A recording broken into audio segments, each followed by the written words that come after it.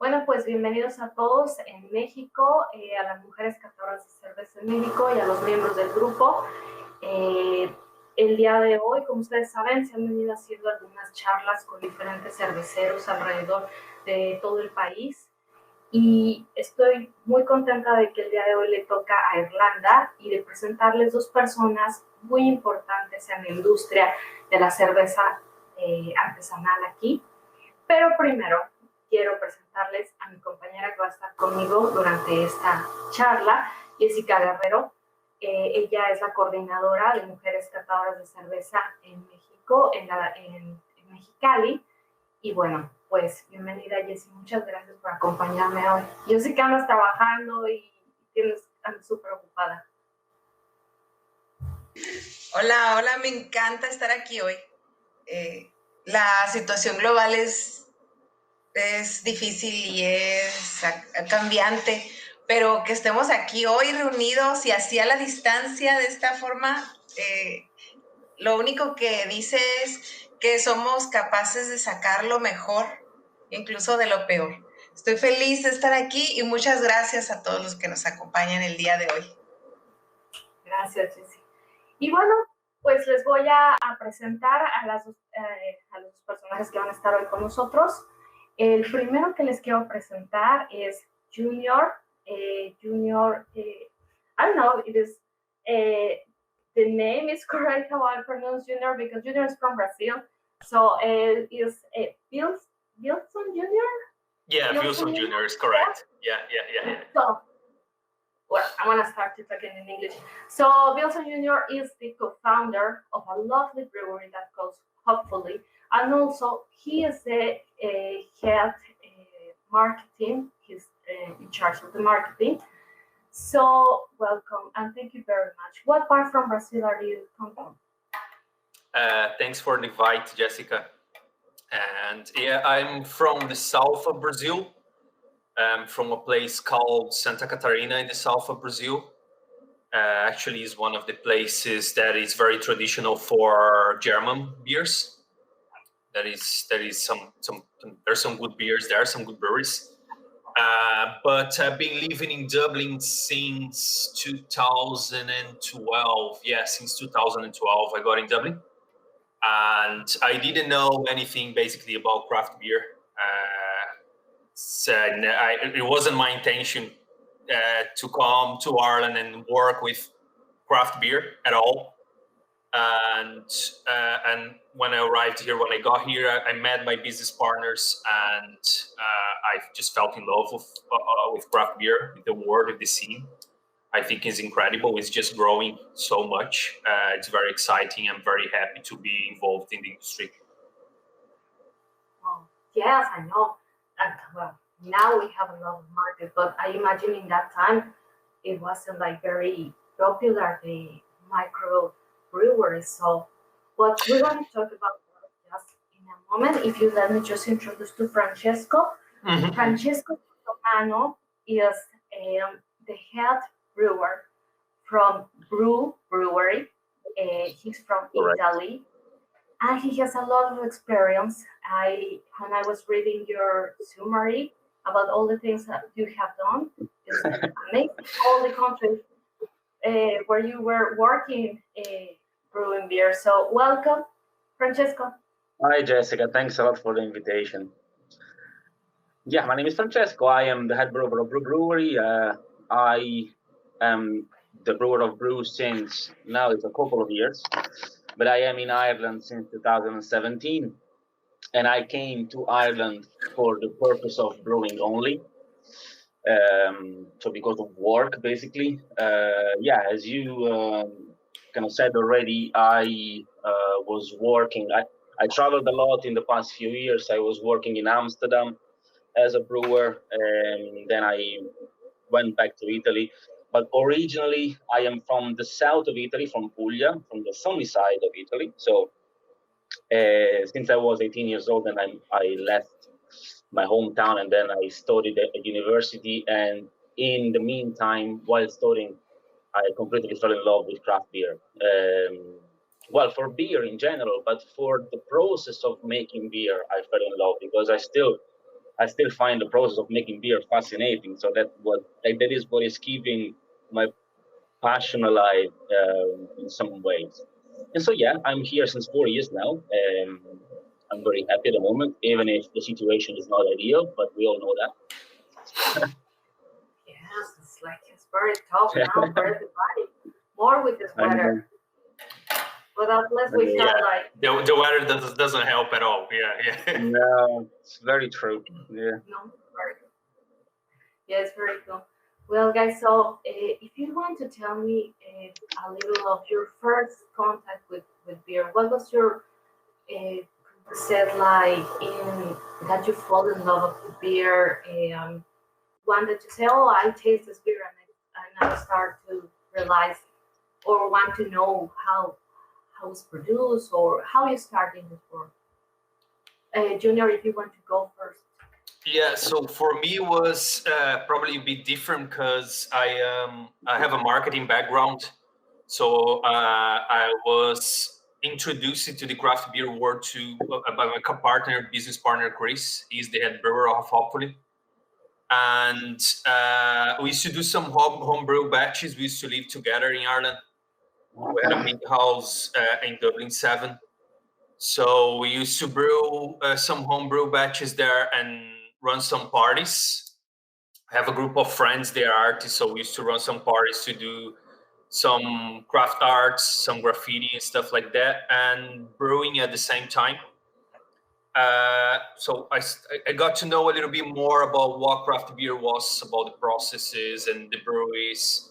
And I started drinking beer with Irish breweries, actually. The first beer I tried was the Rust Bucket from Kinegar, which is a pretty good beer. It's a rye ale. And then from now on, I've been tasting and traveling and being basically in love. My roots here basically branding and selling beer, and which makes me I've been meeting a lot of people in this kind of chats and conversations are amazing because you meet a lot of interesting people.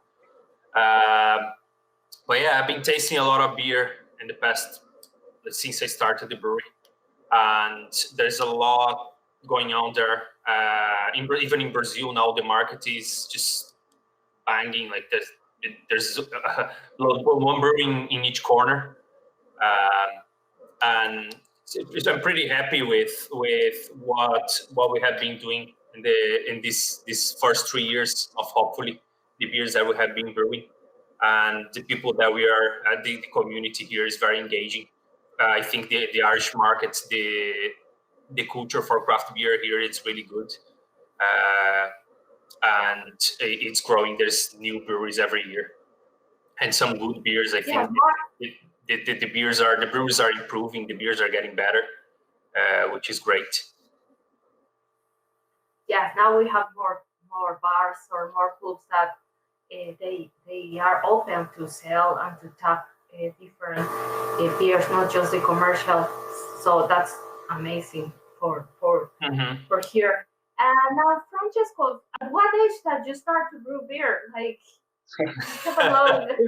it's not that different. It's not that different than what Junior said because, like, I have.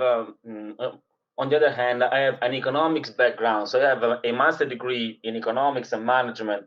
But in the meantime, while studying, I always had that sort of curiosity in production in general.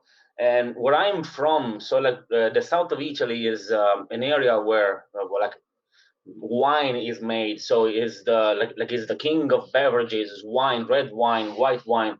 But in those years, so in the early 2000s, there was a starting vibrant early movement of making beer at home, in which I found some curiosity. So I started myself studying and looking and trying and understanding what was the brewing process like and what could lead to. And so I decided to give it a go and understand if that could have become a professional life. There I am now. after a few years, I'm still stuck with brewing, which I still love, thank God. But apart from that, so yeah, it's basically starting all from curiosity, and from what I say is some sort of magic behind the brewing process.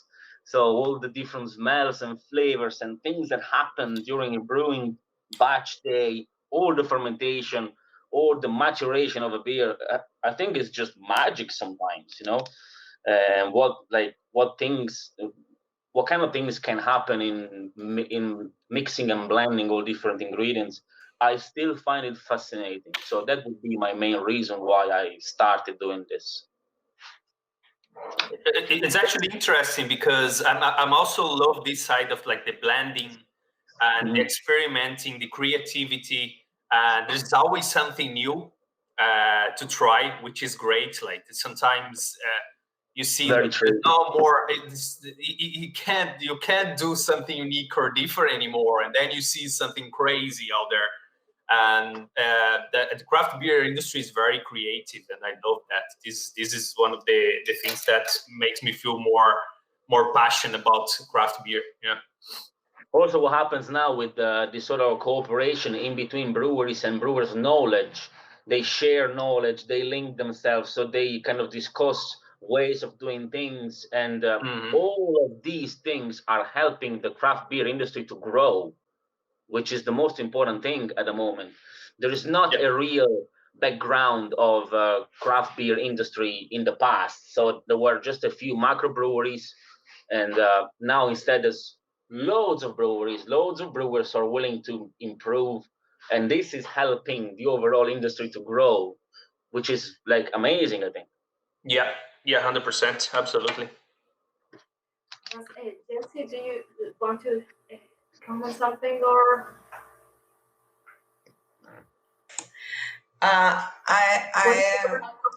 like a lot your comment, Francesco, when you said mixing ingredients is fabulous. I think the same things. Combine, mix hopes and a lot of things. It's the most fabulous. Never ends. Never ends. Well, and maybe some of the people who see us in Mexico, they are not. They obviously they don't have your beers there in Mexico, but I would like to say that both of your brewers are very creative in the way that it's just the recipes and the cans. The art that are you putting now in the cans is like you can go to the stores or the off license and immediately like pop up in your eyes and say, oh, I want this. What is this is about?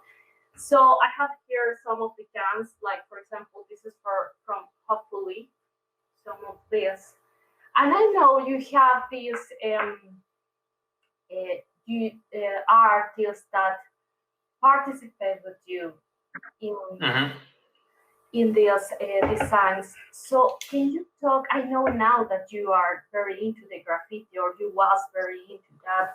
So could you tell us, like, first, like, how you decide what artists could be on the can, and like, what about to the recipes? They are very different to, like, both of the brewers have very special recipes, but in particular, like, you are very well with the cans too. So could you tell us some tips of the marketing? This is part of the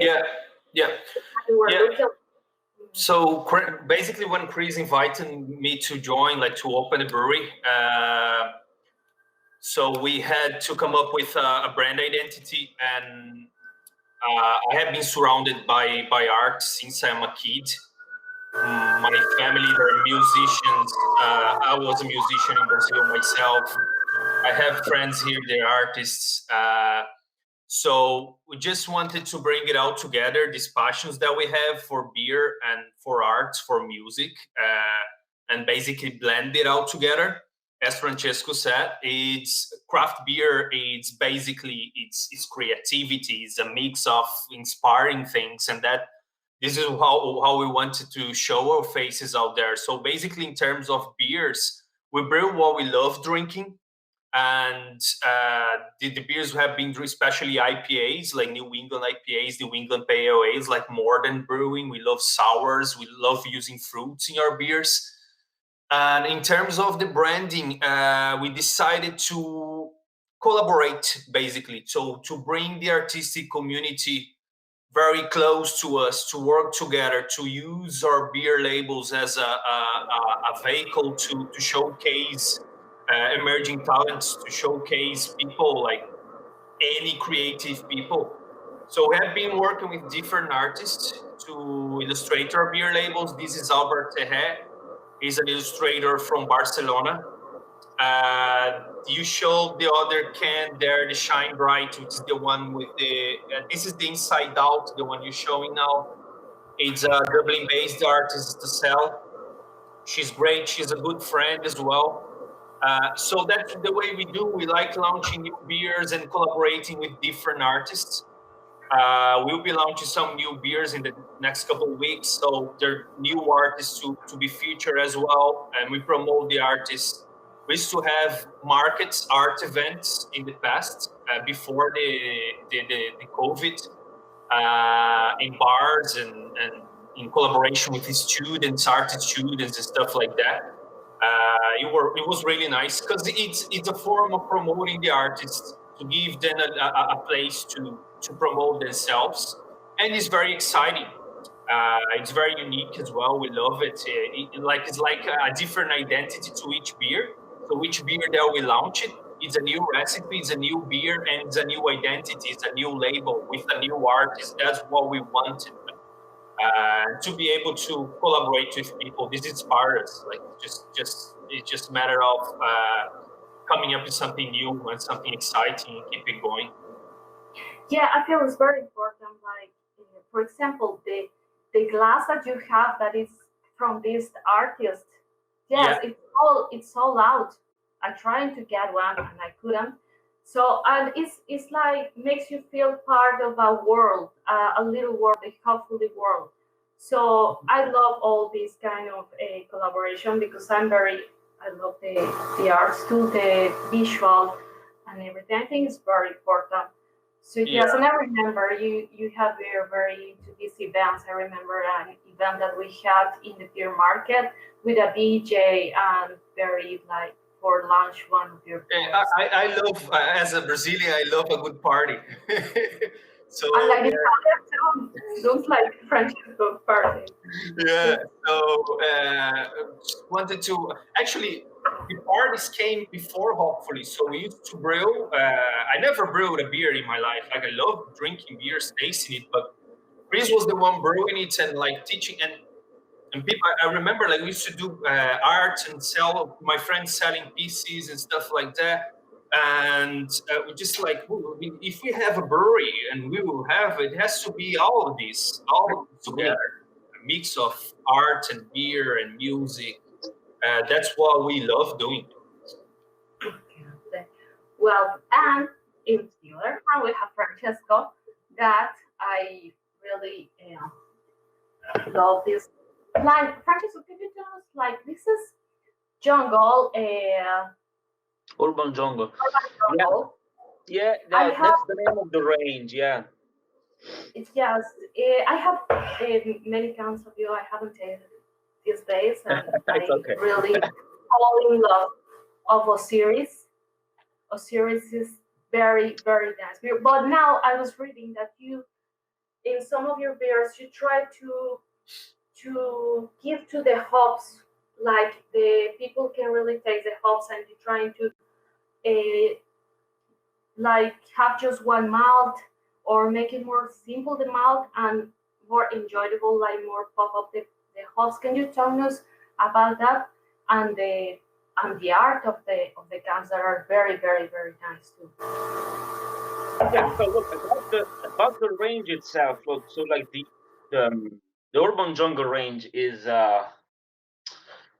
is something new that we wanted to launch with Brew. Now, there's a bit of background because the story of Brew is a bit peculiar because basically I was the head brewer of Cardiff Brewing Company, and what happened then, it was probably one of the very few stories in the craft beer world where a craft brewery bought out another craft brewery instead of the other way around, of a macro brewery buying a craft brewery. So what happened was that, so basically the management of Cardiff Brewing Company took over Brewery and brought me with them and to be on board of the production area. So since the relaunch of Brewery, we wanted to kind of make a good relaunch of the brand. And so we decided to add, as well as a core range, but the Urban Jungle range, which was a completely new, fresh mix of beers in which we could have enjoyed some sort of creativity brewing, but also considering the fact that all of the beers would have been in cans. So what I really love about brewing the beer into a can is that a can has a lot of space on the packaging. So you can really use a lot of space for artwork, for colors, and informations to the final consumer. And something that kind of wasn't really the same for glass bottle. I mean, it's not really the same for glass bottle because you have a lot less space, and you still have to find some sort of a way of fitting everything into a bottleneck bottle. Instead, in a can, you can really put as many colors as you want by being, of course, coherent with the beer style and the overall range. Generally speaking, what we loved was to like very similar to what Hopfully did. So find an artist who, with one hand, would have been drawing all of our illustrations, and so then to create a full range of beers. And then we decided for every animal, because basically the Urban Jungle comes from the idea of basically we are all over the top with work and the urban life. So it's actually nice to see when you walk into off license a colorful can with like loads of information and colors and animals. So it was nice to give that kind of impact to the final consumer. And the artist in particular, in this case, decided to go for animals with some sort of urban life drawings and clothes. So then for every animals, we chose to brew a beer style next to it. You named the Osiris. So like the Osiris, for example, is a perfect example because it was the first beer we launched with the Urban Jungle series.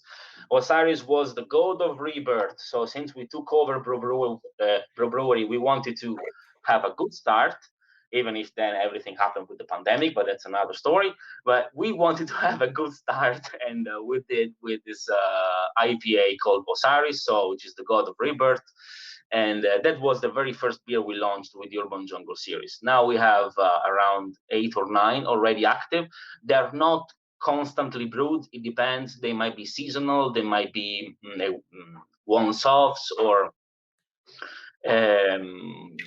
so yeah, this is the new journey that we took over with Brewery with these cans, by keeping as well a core range, which is another market choice, but just to differentiate a bit the market as well. Oh, and about the recipes, like there's any particular beer from Urban Jungle that you say, oh, this is like the one that I recommend, or this is my favorite from the line, and then from you, Junior, what is your favorite beer from Hopfully? It's like if you're asking to a dad, what's your favorite son or daughter? Exactly. So it's very hard for me to know. But at the moment, I can say this. At the moment, I'm having the Atlantic Odyssey Red IPA. So this is what I'm drinking at the moment. But to ask me what's my favorite, yeah, whatever I want to drink that day, whatever I'm in the mood for it, you know. I can't say what's my favorite beer because it's a very, very, very hard question. What do you say, Junior? Because help me out here. Same, yeah. It's the same. If you ask me what's your favorite beer in general, it would be very hard for me because it depends on the day. It depends on my mood. If the weather is good, I would go for a sour, maybe, or like a lager. But with the weather like this, maybe a barrel aged stout or something like this. But I love our beers. I'm drinking the Graciosa at the moment, our flagship beer. But same as Francesco, I can't say. It depends on the day. Depends on my mood. Graciosa was very popular on the tap because it's very easy to drink, but it has very particularly like happy flavors, and even if someone that is not very into the craft beer, they love it. Also, I was tasting some of the beers from Brew, and they have this thing that is they are not simple. They are quite complicated, but are not so complicated that someone that are not into the craft beer say, "Oh no," but yes, both are very very nice. And talking about the pandemic, how is the like what some of the challenges that you're having now, or how are you dealing with that? The brewers here. Yeah. Okay. Thanks. Yeah. The pandemic it's at first back in March, right? When we realized that we were in the middle of a pandemic and in the middle of a lockdown, it was very, very difficult. It's still difficult, but at that moment, from a day to another, like there was no orders, the restaurants and bars were closed. People were at home. We didn't know what was going to happen, but I think basically for everyone, and just the breweries calling each other, and we don't really know what's going on. But we have been adapting, and sometimes I say that it's a moment when you take a step back and you look outside of the box and see, look, what I'm not doing right, what I can improve. This is what we have been doing. We improved our web page. We improved a little bit of branding, and was just basically chatting all the time and trying to adapt to the situation. Most of our clients were bars and restaurants, especially bars who had some taps around the city, and there was no orders from a day to another. So it was a little push for us to move more with the package, which was great because now there's more people trying our beers, and it's really nice for Hopfully. It's interesting because we really focus on our branding. So it's nice when people there is a sort of texture, a very craft texture as well. So we really wanted the people to enjoy the experience of the packaging, the beer, the flavors. So for us it was good because there's more people drinking, hopefully in their homes at the moment. But on the other hand, our friends, our clients are closed, so bars and restaurants are closed. So we have kegs sitting. We can hang out for a pint, for a fresh pint. I always like some fresh beer straight from the keg. But we can't do much. I'm looking forward for this vaccine to work. Can't say if we're going to get back to normal. I don't know what's the normal anymore. But it's been challenging, and I think the community is embracing the breweries, the local brands. Another the side effects of these was people, they used to go to bars and restaurants, to places, and always drink the same thing. And maybe now that they're home, they can't go to places. So why not to try something different? Why not to try this local brewery here and that one? So this is something that it's being positive in my point of view. Yeah, Francesco, do you have a comment? Yeah. Be positive and drink a beer. Well, look, when the pandemic started, was was very hard for every brewery in the country, but in the world. So the overall industry has been severely hit by that.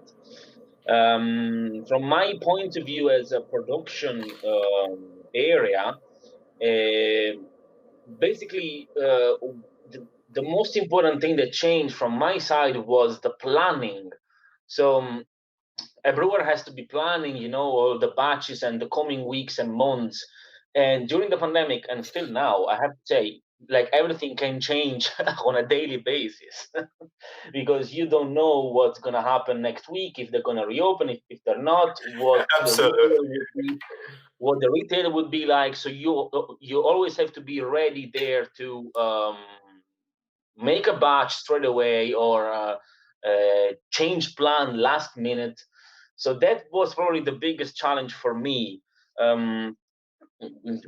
COVID wise, like virus wise, like thank God we are only 3 people in the brewery. So all we've been doing was go to work, go back home, go to work, go back home. So there was no major risk over there.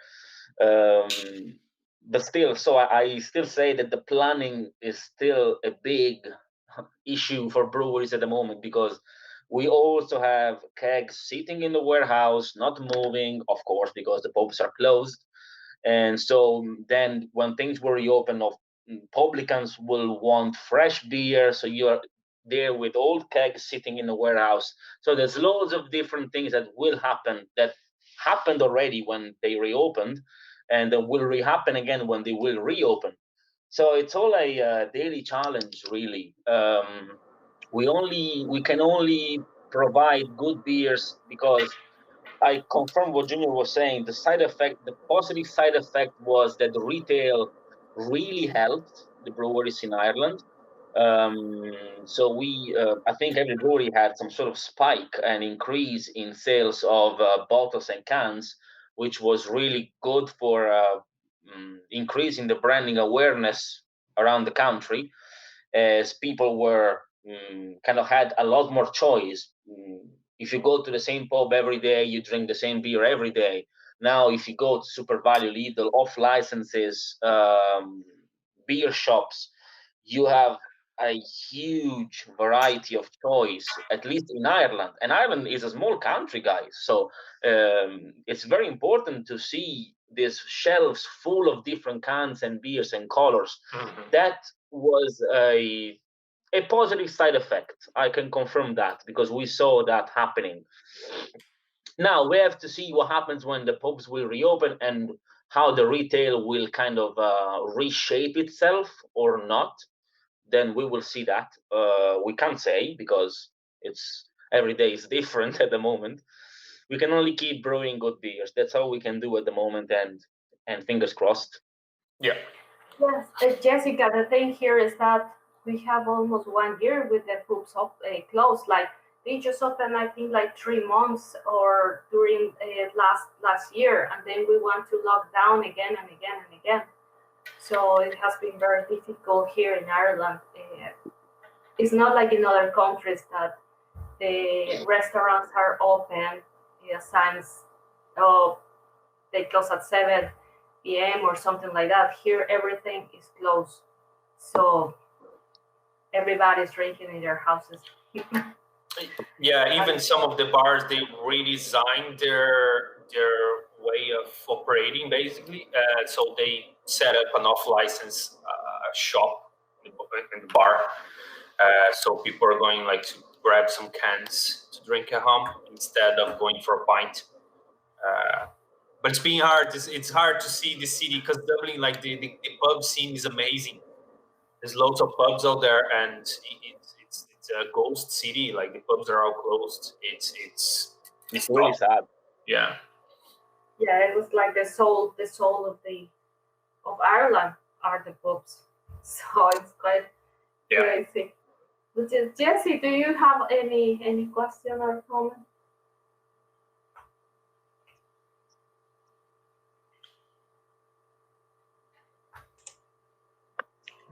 Really, the questions of the others catadoras, they have questions, right?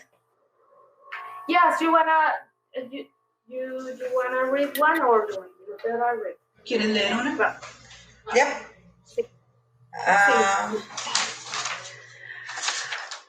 Francesco. Yes.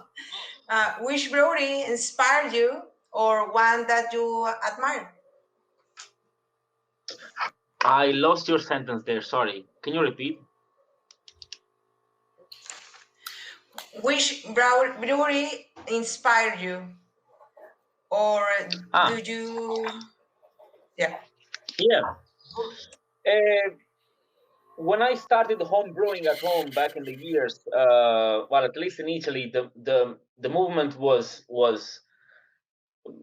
starting all around some sort of Belgian beer love. So I still am a lover of Belgian beers, and those were at the beginning the styles I wanted to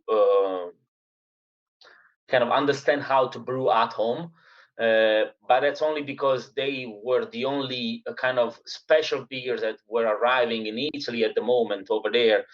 And so the inspiration probably, yeah, was coming from what I still consider to be some of the best beers in the world. So the monastery beers, Trappist beers, Belgian triples, Belgian doubles, or strong ales. Over there, that's what everything started from, like for me. Then after a few years, things changed also in the market in Italy, and we saw the first IPAs and the first breweries in Italy launching very, very good beers. And so then that's where I understand that I really, I really love like also all of the American side and English side of the beers. So I love cask beers, I love IPAs and stouts. So inspirations are found in many different things from my point of view. It depends on which part of my life we're talking about. So I started from Belgian beers, then I moved to IPAs, stouts, casks, back to Belgium, back to stouts, back to IPAs. So it's a bit of a roller coaster there, you know. Yeah. Engineer. Yeah, for me, I started basically when I started drinking craft beer. There was that boom of American IPAs, double IPAs, and but I'm always combining, right? So I always go for both, so the beer and the branding as well. And I'm a big fan of the American breweries. I love some lambic beers as well. I'm a big fan of goose beers, saison, sours.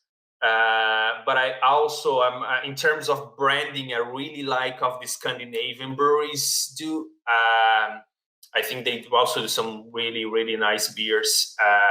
But it's more or less, it's always it's there's a lot, so I can't really say which one inspires me more. I'm always drinking something different and getting some inspirations from different breweries, and yeah, basically. And at the moment, I'm drinking a lot of barrel aged beers. So Yes, especially, me too. yeah, there's some really good barrel aged beers out there. Guys, other question from the Mujeres Catadoras is from Raquel Fentanes, and she asked, yeah, do you have a special or different process to produce beer in Ireland compared to your countries? Like something like is different here in the, like maybe that you can find in Italy or in Brazil. I imagine in Brazil there's, I don't know, different kinds of more Yeah, go on, Francesco. Oh, yeah, no, there is something that I understood was something particular for beer brewing in UK, Ireland, USA as well. It's a detail, really. It's not really something I consider to be super important. But like, for example, in Italy, as far as I know, the majority of the breweries is doing the mash at the beginning of the brewing, and is doing a step mash. So which means that they're following steps of temperature to rise. slowly up to the saccharification step and then to the mash out. But this is something that UK, Ireland, and USA are not really doing, as far as I know, because we do a single step mash brewing process, which is basically we blend hot water and malt, and then we reach the temperature of mash just by blending these two ingredients. So we don't have a heating system in the mash tun. This was probably the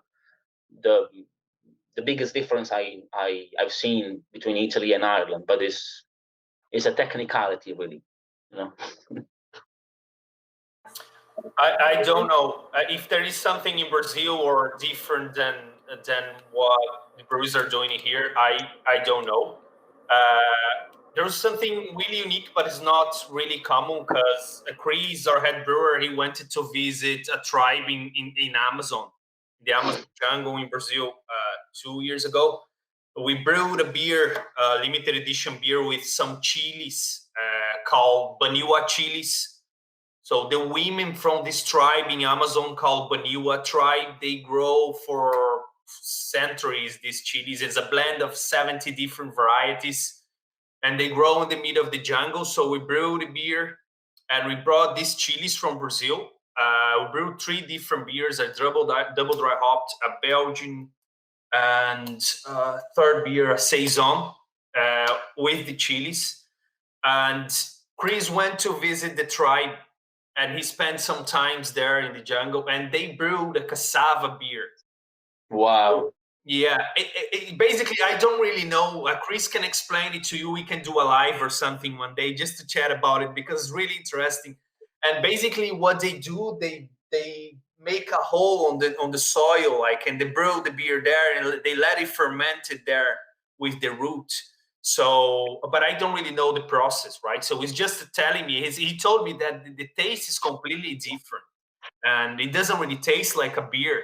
But he got drunk, so it works. That was a good time then. Yeah. But we maybe can arrange a live or something one day just to chat about this experience.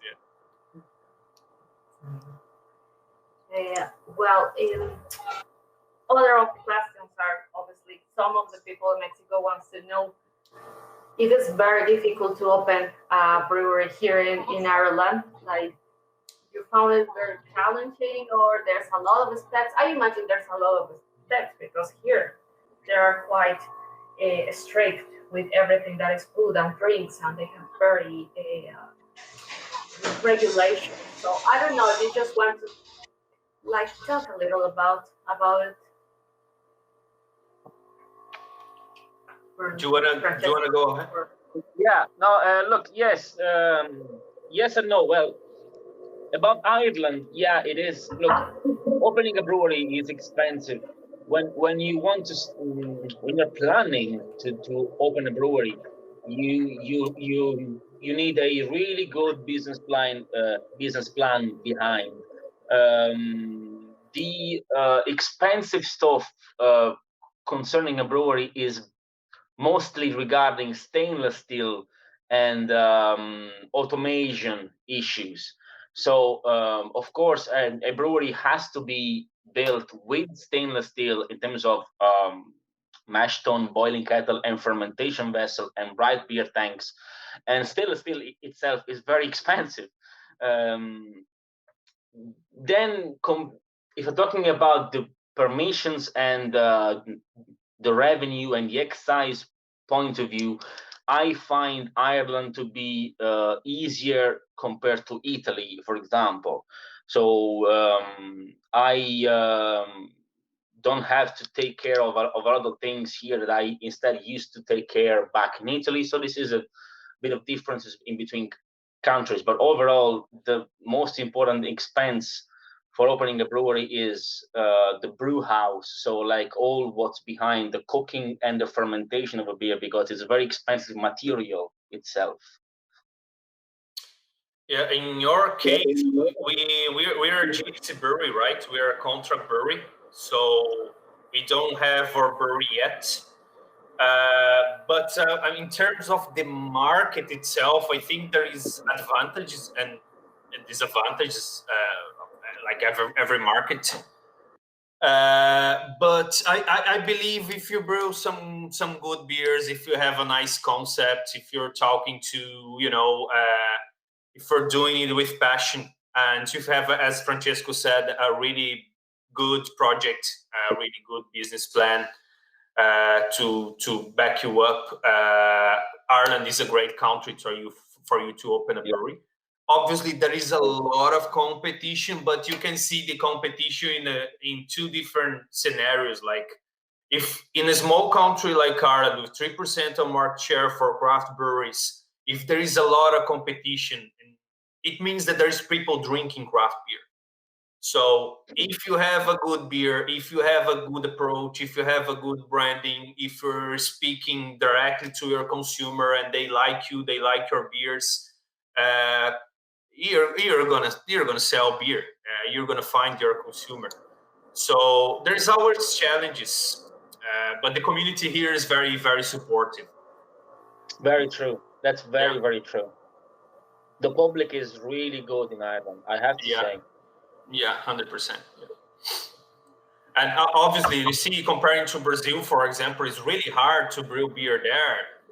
The ingredients are so expensive. You're gonna pay, like, imagine if you go to a bar here, you pay €20 for a 330 can. It's just crazy. So comparing to some of the other countries, especially Brazil, for example, here is the paradise. And we have our weaknesses here, and it's not obviously compared to America, to States. Maybe it's harder, but the Irish market is growing, and there's more beers, there's more people drinking beer. As Francesco said before, you go to a small off license. 10 years ago, there was just 2 or 3 brands, maybe. Now you just get lost in the middle of those colors, those cans, those bottles. Just spend 10 minutes just to choose your beers you're going to drink. Have a question?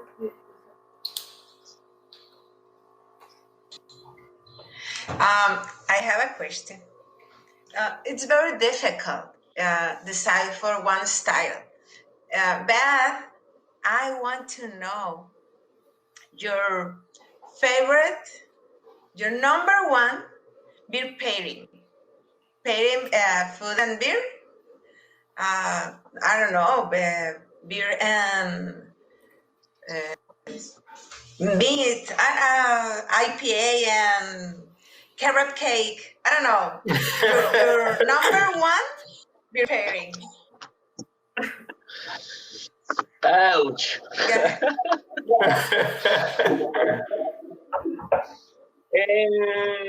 I have a weird one, which I love. I don't know if I'm one of the few doing that, but I really do love to have a very strong, big, bold IPA with hard, mature cheese, which some people find very weird, but I love it. So that would be my my taste buds, maybe. So I think this goes really well with beer. Yeah.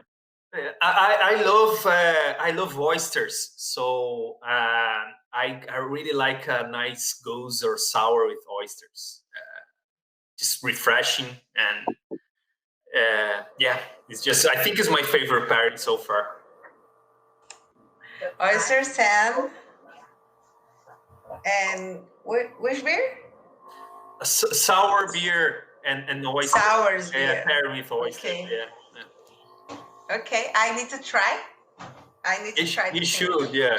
It goes really well together. Okay. Go ahead. Very nice matches. Well, what styles can we expect for you soon? Like, I know that now it's quite difficult to launch a new style of new beers, but like maybe in the future, do you have something in mind for styles, or something that you would like to try new? Yeah, like you mean if we're gonna be brewing some new styles soon? Yeah. Yeah, Let's say. yeah, that's a very good question. So from my point of view, I kind of ended up 2020 with the willing of going through 2021 as a year in which I would have loved and I would love to brew old styles. So I spent 2020 in brewing loads of IPAs, stouts, pastry stouts, Berliner Weisses. 2021, I would love to go back a bit in the past and bring some beer styles back to brewing. So, for example, we'll be brewing a Belgian triple. We'll be brewing possibly an old Polish style, which is a Grodziskie, and possibly brown ales. So that would be my willing for 2021 brewing. Yeah. Yeah, in York, we'll keep doing basically what we love doing. Some hop forward beers, New England styles, playing around with some different hops.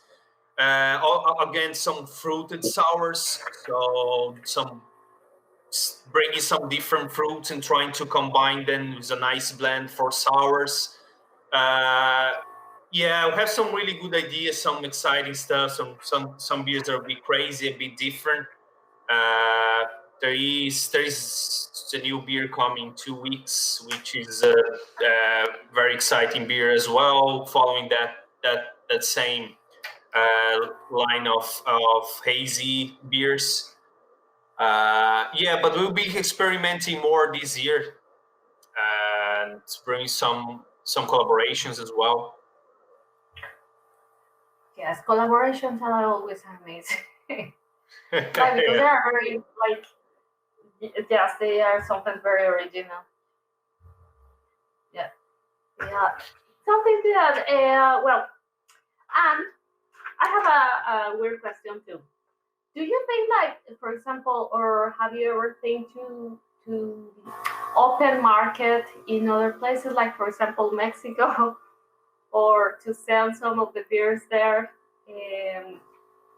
or like, but there's a possibility there. I don't know much about how to you can like sell beers there, but well, maybe you were exploring the idea in some point.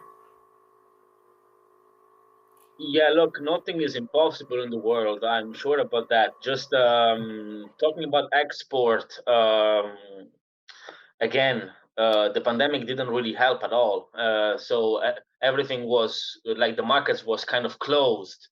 Um, Sending samples is all good and well, but then when you want to bring something to the table, 2020 wasn't really fruitful in terms of new accounts export-wise. So yeah, it is something that any brewery can be looking into. It's just we all have to wait until this is all over, I think. Yeah, I agree. 2020 was difficult for export, I think, for most of the breweries. And if you know anyone willing to buy our beers in Mexico, I would love to. Yeah, same here. Just let me know. And I could spend some time there in Mexico as well. I wouldn't mind. Yeah, we'll go together during there. We have a few. Do that. Let's knock some doors there and see if there's You some. can go to visit Jessica in Mexicali. Maybe if we brew a beer with tequila, Francesco, we can get some. Yeah. We can do any beer that you want there. That's no problem. In Mexicali, in Baja California, my country, there's a lot of very, very good beer. So you're welcome. Yeah, that would be a pleasure for sure. Yeah. But not everything is Corona in Mexico.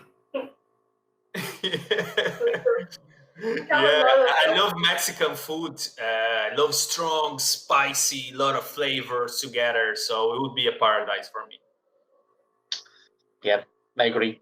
Yeah, and I Nice never weather as tasted well. a Mexican brewery or beer. I think, as far as I know, so would be interesting. Yes, we need to do that trip. So, guys, I don't know if you want to, comment something else, or maybe some tips for the people that are starting brew, um, or they want to launch their own company. So something like for clothes. Mm-hmm. Yeah. Francesco. So in terms of beer, I think Francesco beer recipes, how to brew and stuff like that. Francesco would be the guy to give more better tips than me. But I would say that do what you love and keep doing it and keep brewing again and again and again until you find the balance, until you find the best of your recipe. And in terms of branding in the market, if you were planning to open a brewery, just research a lot and study a lot. Take your time to really focus on it and understand the market, understand your competitors. You got to know where you're stepping in before you just go there and open the business, because there's a lot involved. There's a lot of nuances, and you got to know what you're doing and have a strong plan, have a strong branding, and this is a learning curve. I think doing business is a learning curve. Our first year was just basically it was a class of how not to do business, because we made a lot of mistakes. We dumped a lot of beer, and we've learned in the worst way, because it's learning like dumping beer, making mistake, and then you lose a lot of money and you lose time, and time is money. So basically it's just make sure that you are prepared, that you have done your homework, and you know your competitors, you know your markets, you are sure that your product is good enough for you to release it, and you get some good fundings, because if you need a certain amount of money, you can put just multiply by 3, because probably you need more than that. Yeah, definitely. Yeah, production wise, so if a person wants to become a brewer, my best suggestion would be, like, first of all, to study and try. But for studying and trying, I mean also to understand. I mean, the brewing job. I mean, being a brewer is not. It's a beautiful job, but it's not the paradise kind of work as many people can think. Sometimes I talk with people and they ask me, "Oh, what do you do for a living?" I said, "I brew beer." So people think I'm drunk all day, but that's not the truth. You know what I mean? So now I'm used to it, so I just laugh about it. But of course, you like brewing a beer and having a good, clean, stable beer means that you end the day with a very clean brewery and a dirty brewer, if it makes sense. So the most important thing for a person who wants to start brewing, I think, is to understand how delicate beer is one of the most delicate beverages in the world. It has a very low alcohol content, is very weak in terms of self-defense. So anything that happens will affect the flavor over time, even badly, if you don't treat it like the way it should be. And for this, I mean cleaning processes, oxygen control, all there's a thousands variable that has to be taken into account. So if a person wants to understand if brewing is suits his work life, first of all he has to understand if patience suits his work life, because everything has to be done step by step. understanding what's the limit. We can be as creative as we can, and like as we want, but there are borders, okay, of the brewing job that has to be respected. Otherwise, you'll end up in having loads of batch to be recalled, or issues, or worst case scenarios, exploding cans and this and that. So it's very, very, very, very delicate. And sometimes people don't understand that. So people in production have to face at least 1,000 variables when brewing a beer.